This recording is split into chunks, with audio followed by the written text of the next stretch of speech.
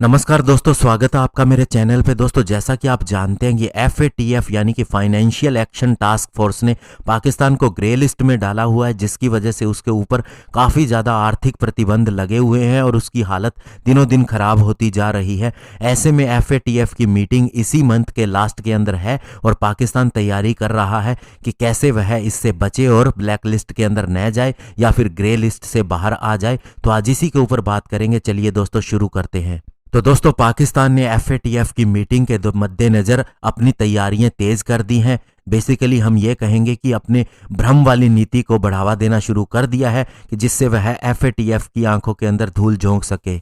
दोस्तों, centre of political and foreign affairs specially on anti terrorism task force की एक special report जिसे Ronald रुचेमिन ने लिखा है, उन्होंने इसके अंदर कहा है कि पाकिस्तान अब सारी कोशिशें कर रहा है, प्रोपेगेंडा कर रहा है FATF को ये जताने के लिए कि वह उसे ग्रे लिस्ट से बाहर कर दे। लेकिन ग्राउंड के ऊपर रियलिटी ये है कि पाकिस्तान को ब्लैक लिस्ट किया जाना चाहिए, क्योंकि वह जो अपनी पॉलिटिकल कमिटमेंट कर चुका है उसके ऊपर खरा नहीं उतरा है। पाकिस्तान हमेशा से कहता आ रहा है कि जो भी इंटरनेशनली डेजिग्नेटेड टेररिस्ट हैं उनके खिलाफ वह एक्शन ले रहा है, फाइनेंशियल नेटवर्क के ऊपर भी उनके कार्य कर रहा है, लेकिन एक्चुअल में ऐसा कुछ भी नहीं हुआ है। ये केवल पेपर के ऊपर ही हुआ है और एक्चुअल में ये टेरर ग्रुप अभी भी कंटिन्यूअली एक्शन कर रहे हैं, साथ ही ये पब्लिकली फंड भी इकट्ठा कर रहे हैं। और दोस्तों, जब जून 2018 के अंदर पाकिस्तान को ग्रे लिस्ट के अंदर डाला गया था तो उसके बाद में इसने 3 सूत्रीय पॉइंट के ऊपर काम करना शुरू किया था इससे बचने के लिए।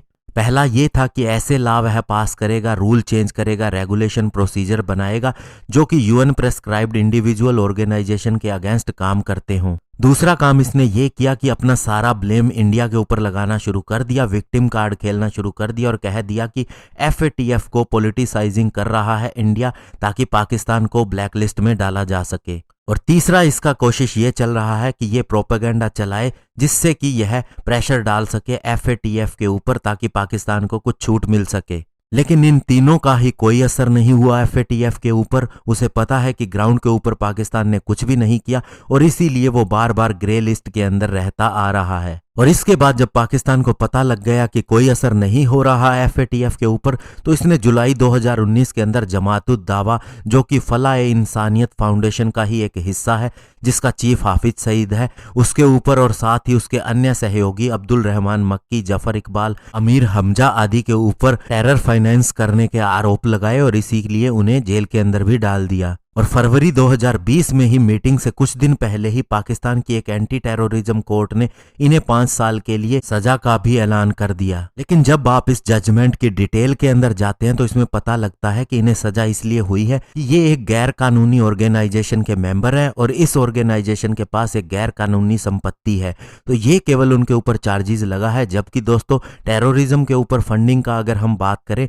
तो इसके ऊपर जज ने कोई भी आर्गूमेंट सुनने से इनकार कर दिया। और उसके बाद दोस्तों, जून 2020 के अंदर भी और जो लीडर थे इसी ग्रुप के, जिसके अंदर मक्की भी शामिल था, उनके ऊपर भी जो चार्जेस लगे वो मनी लॉन्ड्रिंग के लगे, इलीगल फंड राइजिंग के लगे और साथ ही इलीगल प्रॉपर्टी खरीदने के लगे। और बाद में दोस्तों अगस्त मंथ के अंदर उन्हें बेल भी मिल गई लाहौर हाई कोर्ट के द्वारा। और पास्ट के अंदर भी दोस्तों ऐसे लोगों को बेल मिलती रही है जो कि मुंबई अटैक के अंदर डायरेक्टली शामिल थे। और सबसे बड़ी बात यह है कि ये जजमेंट पब्लिकली अवेलेबल भी नहीं है और इसीलिए आप एविडेंस का भी अंदाजा नहीं लगा सकते कि जो पेश किया गया था आर्गुमेंट के दौरान में। तो दोस्तों, ओवरऑल कहने का मतलब इतना ही है कि पाकिस्तान कितना भी कर ले, टेररिज्म से वह बच नहीं सकता। जो इंडस्ट्री उसने खड़ी की है वो अब उसके आगे ही आएगी और उसी का ही नुकसान करेगी। और FATF ये सारी चीज़ें डिटेल के अंदर देखेगा और पाकिस्तान का अब भी इसके अंदर से बच पाना मुश्किल है। तो ऐसे में ये तो कन्फर्म है कि वह ग्रे लिस्ट के अंदर रहने वाला है,